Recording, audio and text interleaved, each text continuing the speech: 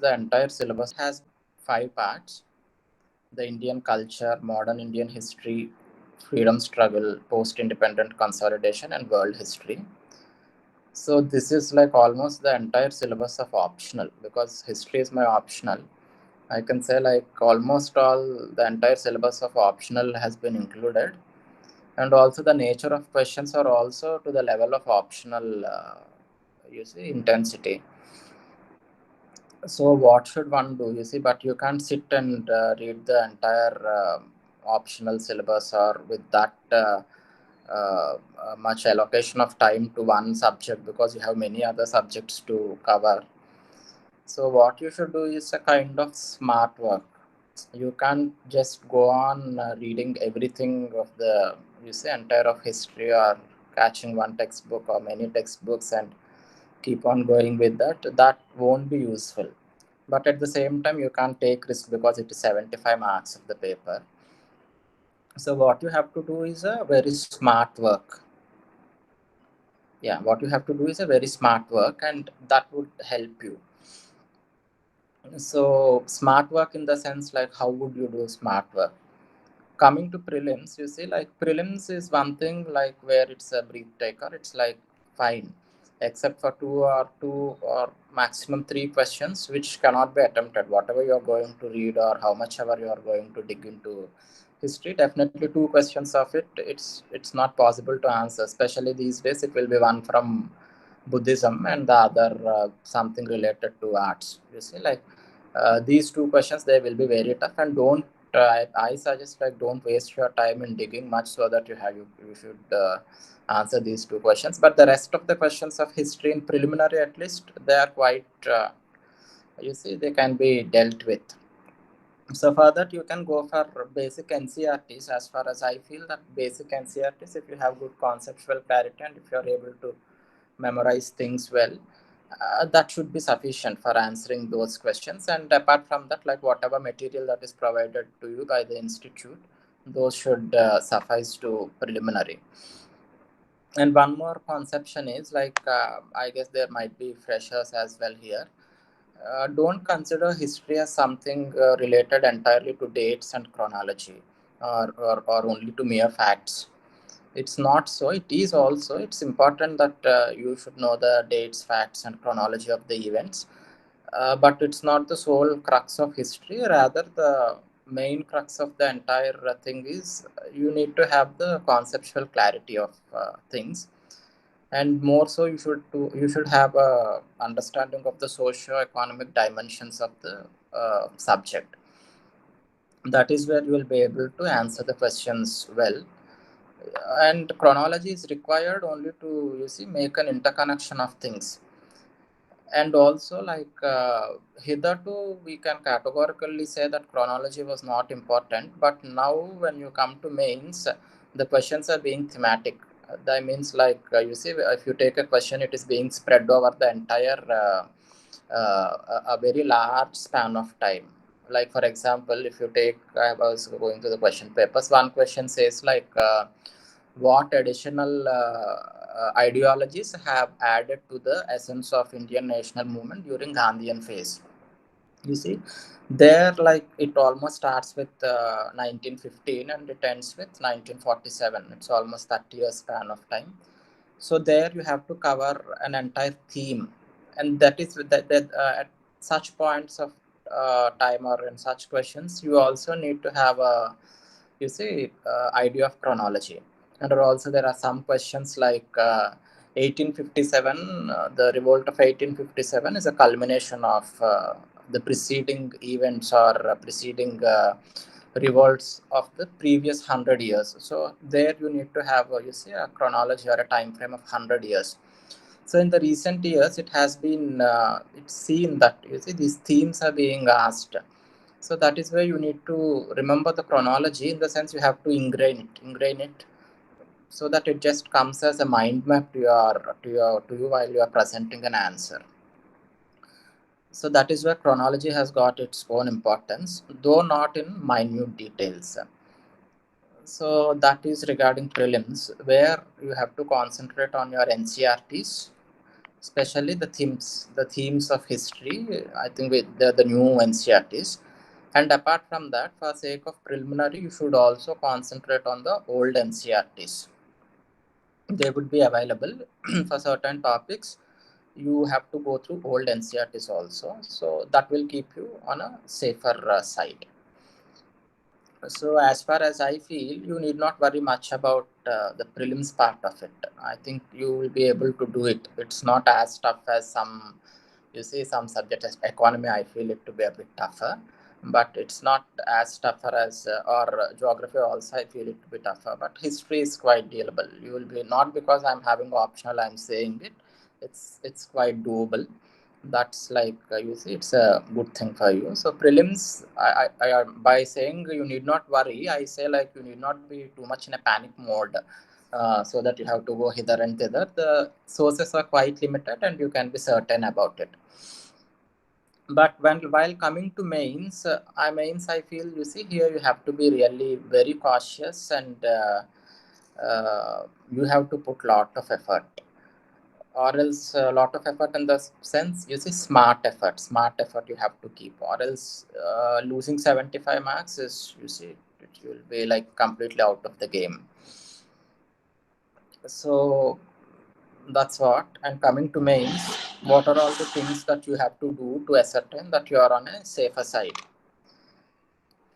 You see, like we are given 5 pointers in the syllabus. That is, 4 are related to Indian history and 1 is of world history. So in world history, it's like mentioned from 18th century events like, and he has quoted, the syllabus quotes some events like Industrial Revolution, World Wars, redrawal of national boundaries, colonization, decolonization, political philosophies. It's mentioned like, you see, like, but there are many other events. There's French Revolution, there's American Revolution, and there is Russian Revolution. There'll be unifications and all these things. And the sad thing is, like, he picks up any of these things, and because one of the question was there, the French and American Revolution has laid foundation for the rest of the world history. So any event can be picked up, and it's too huge, you see, like from 18th century to like world wars is almost the entire modern world history. So that is one area, and it appears to be very huge, and people also get in a panic mode that the syllabus is quite huge and I should cover it and all that. But I suggest, like, you see, keep world history to the last. It's not possible for you to cover the entire syllabus, and it's not also advisable to do it. And that only one question is being asked, and at times a question is completely being dropped from world history. So I suggest, don't leave the entire world history part, but don't keep it as a, you see, like as a benchmark or as a high priority task to complete everything at one go, or to complete everything of the world history. That will really be troublesome. So rather, what you can do is, you see, 3 topics of the syllabus are from modern India. One is modern Indian history, that is the mid of 18th century, 1750 to present, which includes significant events, personalities, and issues. And the other thing is, the other part of the syllabus is freedom struggle, its stages, important contributors, important contributions, and from different parts of the country. That's what it's mentioned. And the next thing is post-independence, consolidation, and reorganization within the country. So there are 3 questions from modern India, three syllabus, 3 pointers in the syllabus, and apparently there are also usually 3 questions from modern India, and then 3 or 2 questions, and 2 questions you will have from culture, and 1 question you will have from world history. So your high priority for preparation of history, both with respect to prelims and mains, should be modern India. That will be helpful to you. You see, that will be helpful to you. And Indian culture, that should be your second priority. And the last priority should be world history. And when you look at these things, these aspects, when you come to Indian culture, he's sticking to the syllabus at least. You see, another thing which I suggest you is, it's like, yeah, anyone would suggest, you have to repeatedly go through the question papers so that you will get to know the trend or in which way it's being picked up from the syllabus or in which way it is being, presented. Because it's not that always like the examiner will stick to the syllabus. As I said, the world history, when it is mentioned like or etc. or something like that, there it becomes too much of a discretion for the examiner, and you will be quite, in a difficult situation to pinpoint things. But when there are very specific and concise mentioning of topics, there it will be quite helpful to you. Because in Indian culture, it's like said salient aspects of art forms and literature and architecture. So these will be like quite, and he's also sticking to these aspects. When you look at the questions, they are like almost and always they are fixed, or like they're not going out of this aspect. So this is one area where you can completely rely on these topics. But having said that, the Indian culture of entire India, that's ancient, modern, and medieval, even there, for you to cover the entire art or literature or architecture or salient features is really a daunting task. So when I said in the, at the opening of this session that you have to do, smart work, or you have to approach things in a smart way, this is where you have to apply, that theory of smartness.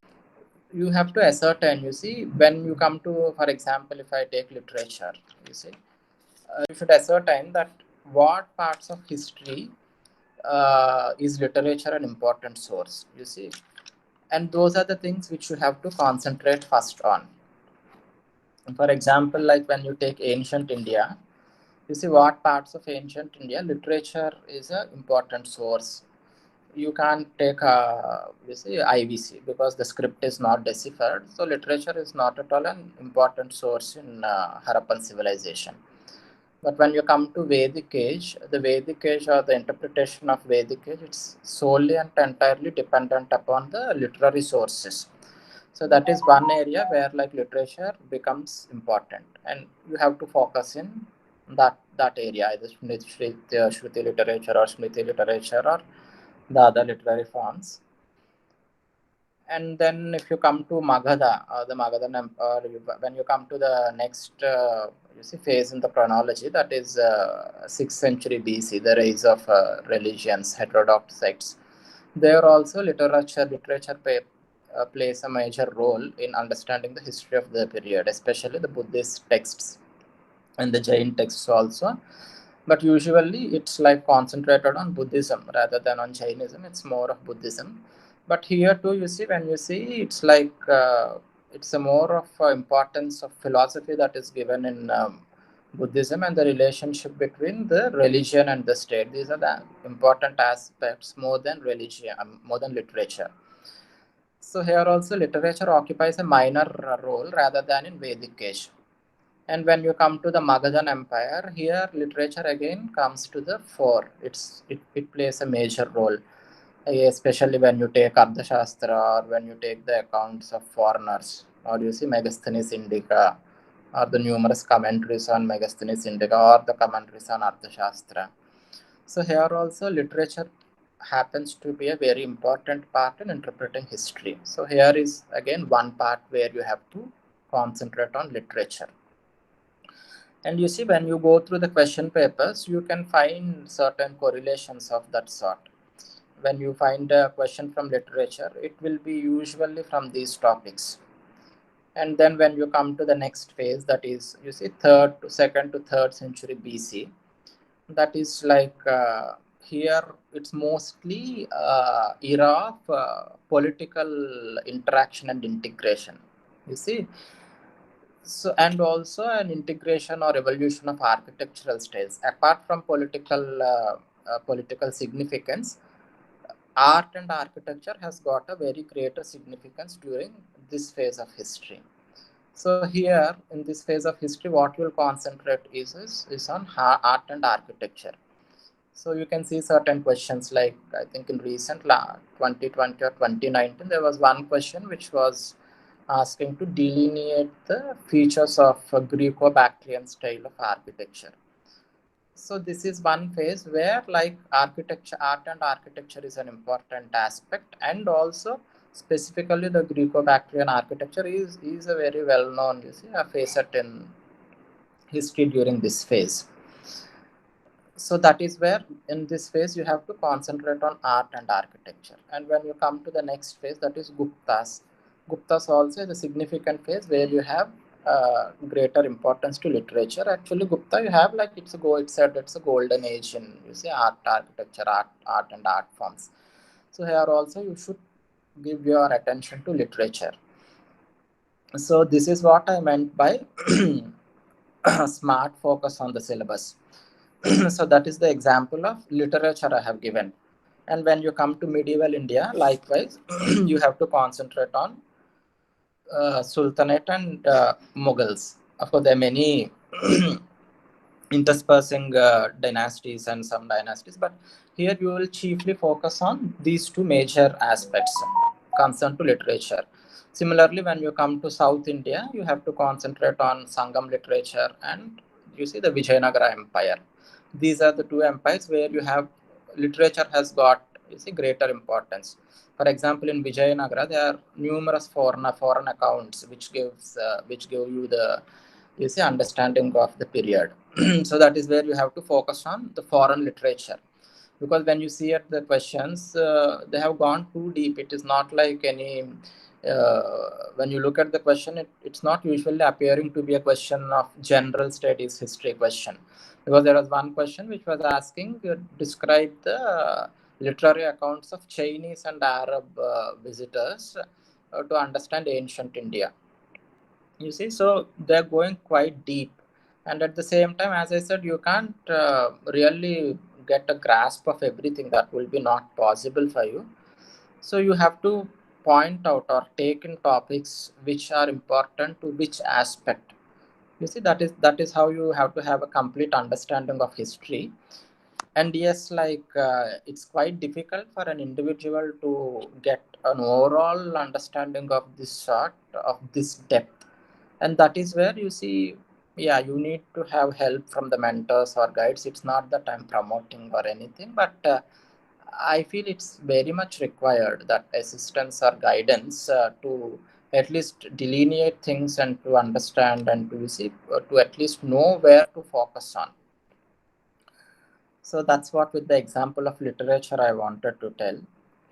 And likewise, when you come to architecture, you have to understand in which parts of histories architecture has played an important role. You see, for example, if we take Vedic age, we don't have accounts of architecture at all, because it was probably mostly it was the structures were constructed of wood, and we don't have any evidence of that. So we don't need to focus on architecture, and there's nothing much to focus on architecture also. So, like when we come to architecture, one of the major or the central course of architecture is the evolution of temple architecture. You see, that is the center of architecture. Yeah, architecture, art and architecture, it includes many facets. It includes paintings, it includes dance, it includes music, it includes, you see, popular art, it includes palace art and all these things. But for, you see, the central or the core of architecture is the temple architecture. Even when you look at the questions of history, most of the times, even in general studies or in optional, most of the times you will be asked about the evolution of temple architecture or evolution of rock cut architecture, these things. So that is one thing where you have to focus on. And when you say, or else the evolution of architecture and its regional variants, such things. So you have to focus on temple architecture. And when you focus on temple architecture, you have to ascertain certain periods of history where you see the origin of temple architecture has started, or where it has reached its zenith. You see, or where the regional variations had started taking place. So these are the things you have to concentrate on, because once it is said architecture, there's no point in concentrating on architecture of IVC. You see, IVC has not got much of architecture. There are certain architectural features, but your main focus should be, you see, in which part of it the architecture has got a great role in understanding the history of the contemporary times. You see, so when you take in that aspect, when you come to either Cholas or Pallavas or Vijayanagara, here the temple becomes the central core of the polity, where the king ascertains his power to the temple. And then you see that is where most of the history historians or history textbooks, they bring focus upon this aspect. So it's not that you see every part of or every phase of history should have equal importance to all the aspects. It is not that you see when we take about polity, economy, and then art and architecture, and then yeah, the or social aspect. It is not that every phase of the history or history textbook should speak in equal terms or equal amounts about these four aspects or these five aspects. You see, it depends upon the historical evidence that we have got, epigraphics or you see archaeological evidences, which are which belong to that particular period of time. Those artifacts or those evidences, they help us to reconstruct the history of that phase. Okay, so that source which is helping us to reconstruct the history of that particular phase, it becomes an important area of our understanding. Like I have said, you see, in Vedic age, we can't make use of architecture or you see other archaeological evidences, because as most of it was you see wooden constructions, we don't have any archaeological evidences. It is only through literary sources we have reconstructed the history of that age. So during that particular phase, literature becomes the most important evidence. Likewise, when we come to Harappan age, there you see we have many archaeological finds, the entire excavations of Harappa or Mohenjo-daro, Dolvir, and all these things. But in that phase, what happens is that we have not deciphered the script of Indus Valley civilization. You see, we till date it's not deciphered. So our complete understanding of Indus Valley civilization, it happens to be a retrospective understanding, or most of the times it is like kind of you see interpretation. Yeah, most of the history is interpretation, but in Indus Valley civilization, it happens to be even more interpretative. But when you come to other phases, when you come to kind of Vijayanagara Empire, or when you take Cholas, or when you take Pallavas, you see there the temple architecture, the temples even stand till date. You see the architectural features of the temple stand till date, and also the inscriptions in the temples or the various art forms that are utilized or that are exhibited in the temples, they become a very significant part of understanding or reconstructing history of that particular phase. So that is where you have to focus on those architectural styles, architectural temple architecture, you see. And likewise, when I speak of architecture, when you come to medieval India, you see it's of everyone's knowledge that we have all the old palaces, the Red Fort, the Delhi Fort, and all these forts in northern India. So here the popular, I mean the palace architecture, it becomes quite crucial, you see, in understanding or reconstructing the history. Yeah, there are also literary evidences. That is where literature and temple architecture, I mean palace architecture, they become important in understanding the history of that particular phase. So this is where you have to concentrate on the palace architecture and the regional variations. And the regional variations are the integration of regional architectural styles. When you see when the Mughals and the Delhi Sultanate come to India, there's an integration of the architecture. You see the dome and the dome style and the trabeculate style of India, the dome style of the Persia and the trabeculators of India, they get integrated and then they are exhibited or manifested as a new style. Or there are again like integrations from other regions. From Gujarat, you have a different kind of architecture. In Rajasthan, you have a different kind of architecture. You see, and you see when you see at these things, why has this palace art become so important or so prominent during this phase? It's always a link to the polity. When I have just spoken about the Vijayanagara and the Cholas, there the king is identified with the temple. And the expansion of the temple, the horizontal expansion of the temple, it speaks about the grandeur of the king, you see. And the temple becomes the center of economy, you see, and the temple becomes the center of urbanization. The temple towns, you see, the temple town, there's an entire ecosystem, there's an entire you see, setup or a settlement that is built upon temple. And so that is how temple is important during those periods. There are other aspects also that are important, but it's an important aspect. Likewise, when you take the palace architecture during the Mughals, it becomes a symbol of the expansion, or you see, the expression of the political suzerainty of the king or the authority of the king. And you see, and the various kinds of differences or the additions that come into it also becomes important. So that is where you have to concentrate on architecture or the palace architecture.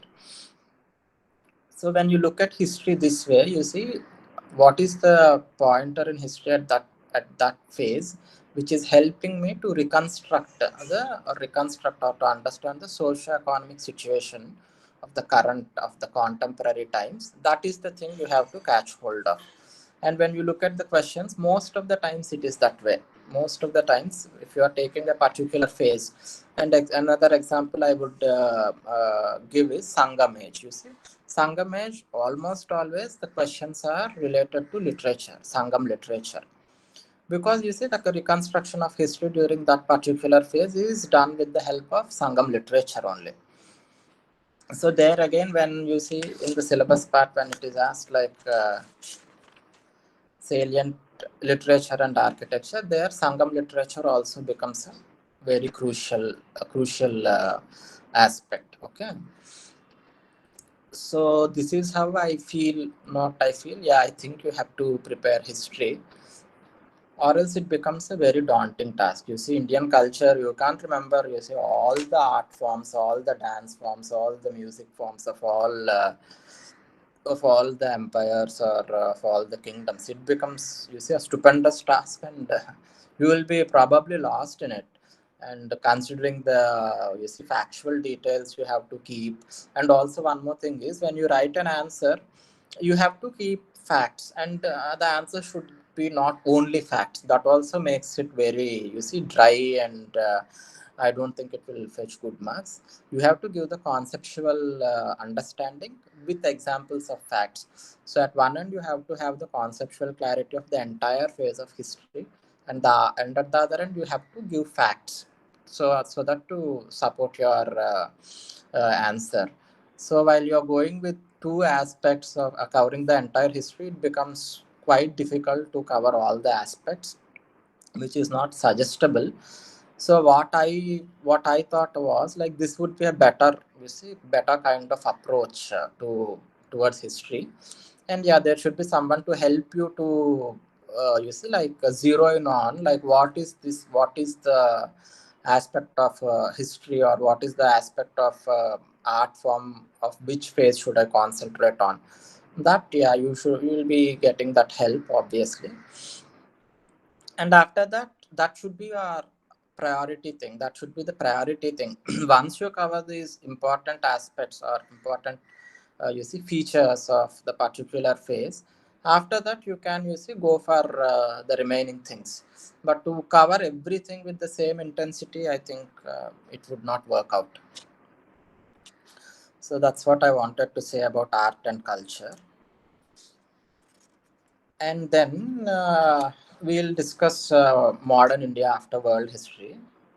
So world history is of last priority. You keep it as last priority because you see, the syllabus is too huge. Like, it covers from French Revolution to almost post Second World War. So that becomes a daunting task for you to cover the entire syllabus. But the other, you see, like very interesting thing is, the questions are being asked in a thematic way. You see, thematic way in the sense they appear to be very, precise or to the point or very event specific, but it is not actually so. One of the questions says like, what are the, challenges of decolonization in Malay Peninsula? So you see, will you now go and read about Australian decolonization, South African decolonization, Sri Lankan decolonization, Indian decolonization? that will be, you see, it's not possible and it's not practical to do it that way. So that is where for you, you can prepare it in a thematic way. You see, you can have a overall understanding of what decolonization is or what colonization is. And then you see every other decolonization or colonization, it has got the similar features. And you see, you can write the same features, whichever, you see, decolonizing, whichever colony that is being decolonized. And if you are lucky enough, or if your memory is too good, you can remember certain aspects of all the things. And there, that's where I feel a bit of luck should also favor. And if some decolonization Malay Peninsula, you see, I don't think anyone will specifically you see, prepare it or study it. But if you are well equipped with what is colonization and what is decolonization, what are the features of colonization, what are the features of decolonization, then you see, you will be able to present a sensible answer. That's what I call, you see, smart work. Rather than if you go and read each aspect of each colony, how it was decolonized, what were the features there, that will become a very difficult thing. For example, you see, if you take colonization, and it also happens to be one of the topics in syllabus, colonization and decolonization. So when you take colonization, there will be broadly certain aspects to understand, kind of like what are the reasons of colonization. You see, it's like advancement in science and technology, the spirit, you see, the philosophy, the white man's burden theory, or trade, curiosity. There will be certain very, you see, general things, or the core aspects of what colonization, the features of colonization, or the reasons for colonization, the means of colonization, which were the colonies, that which were the places that were colonized. These are the broad features. Likewise, when you take decolonization, what were the challenges that the colony was faced with after decolonization? There also, you see, you have certain broad and common features, like deindustrialization, you see, or complete economic disintegration, you see, or destruction, evangelization. These are the common features you have.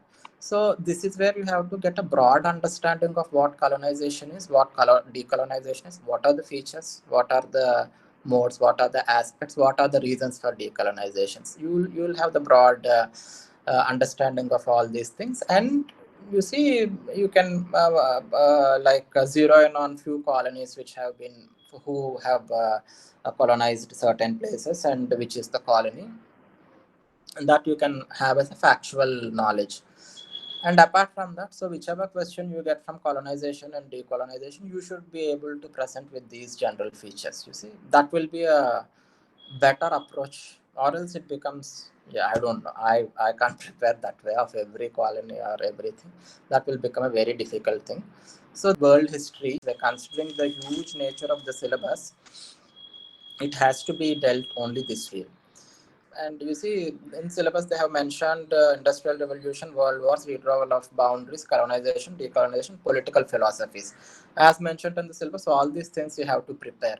And what about the rest of the syllabus? You see, that is where you have to again take up what are the major events in history, especially in world history. So there, French Revolution is one thing, the American Revolution is one thing, the Russian Revolution is one thing. So these broad or not broad, like quite very significant events in the world history, which determined the entire course of history. Especially French Revolution, it has determined the course of world history. Even it's determining the course of contemporary world even now. So those are some things which you cannot neglect. When they call the like or etc., these are other things which you have to study. And that's where again you see someone with experience or a mentor would help you to you see, concentrate on which topics and not to concentrate on which topics. You see, you should not, world history is such a big topic, you cannot keep on going, you cannot just like go into the field and read whatever that's coming across your way. That will not be a good thing or wise thing to do. So, and coming to the sources, like sources, I think already you have got the I mean brochure from the institute. Those will be quite sufficient. NCRTs and Arjun Dev, these will be quite sufficient. Apart from the material that will be provided or the guidance that would be given to you, those would suffice. So that's about world history.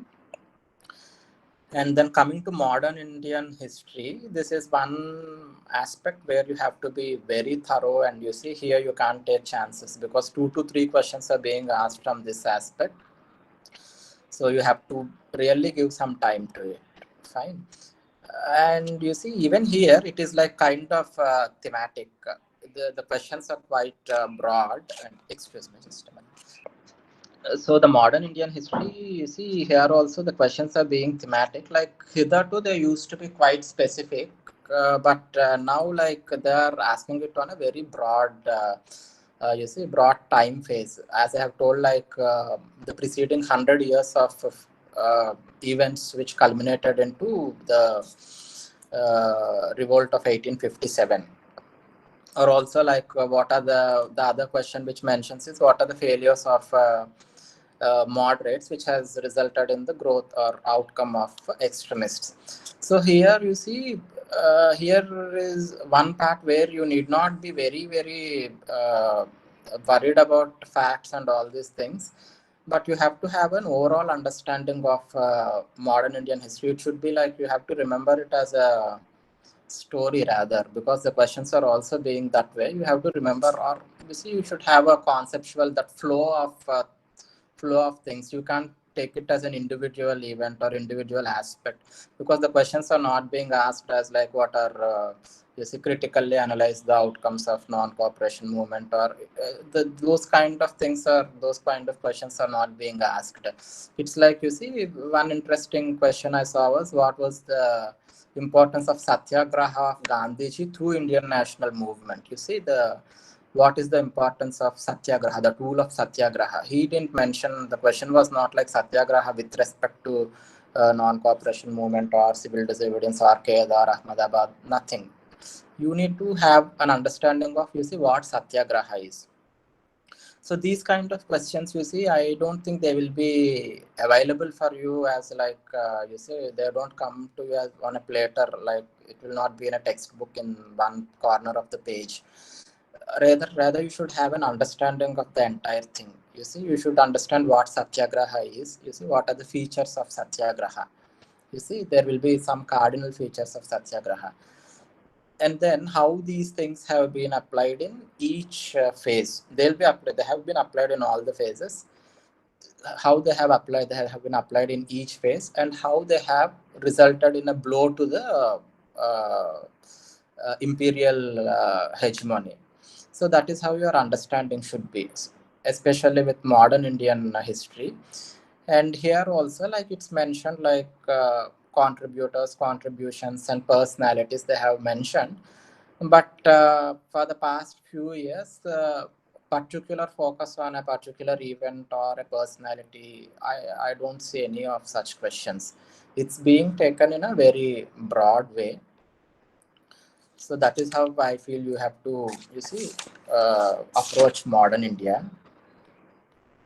And you see, and one of the topic, if you see the freedom struggle stages of freedom struggle, it's a very broad concept. The same thing which I have been telling, like the thematic approach to things.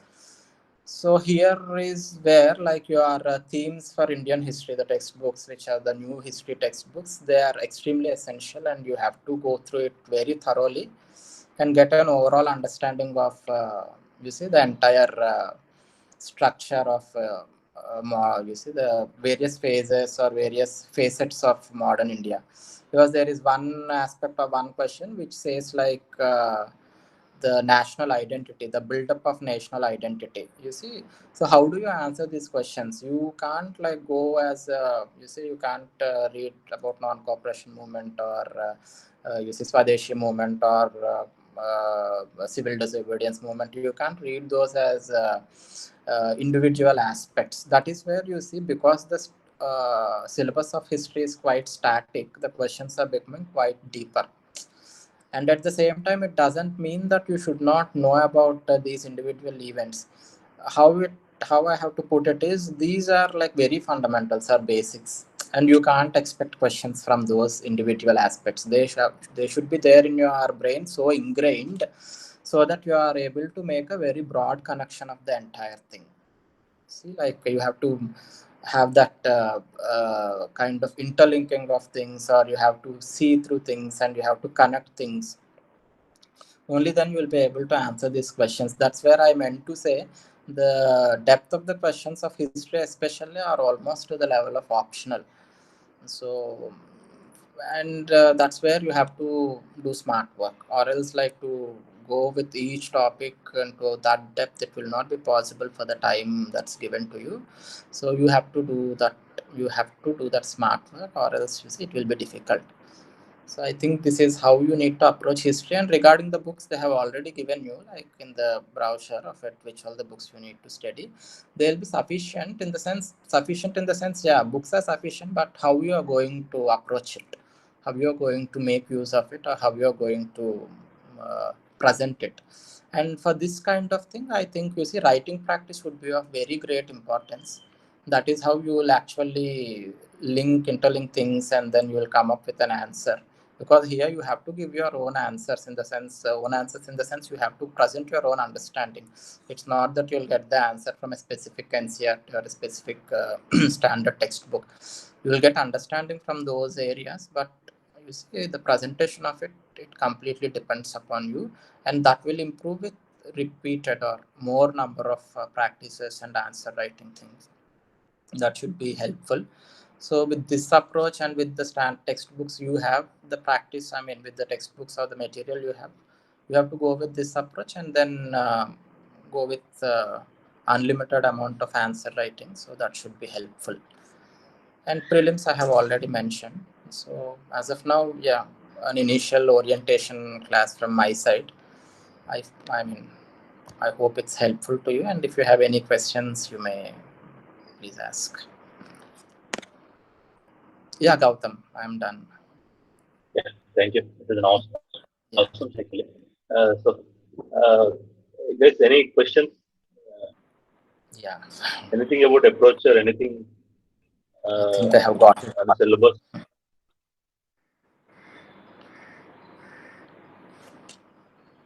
Actually, if you have any questions specifically about in some part of it, like art and culture or something, you can ask now. Actually, Deepika, I think you had few questions on it.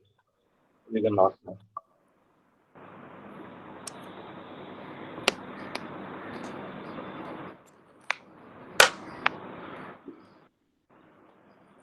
Okay, I think Yeah, or else they can there is reach me no afterwards question. also if they get any questions.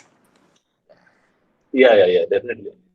We have a mentoring Okay. group actually where they can post these Oh, questions. Thank you, Bhargav. It was an right, awesome right. session. Thank you. Fine, fine. Thank you, Gautam. Bye. See you. See you. Thanks, guys. Thanks for joining. Yeah, yeah. Bye. Bye.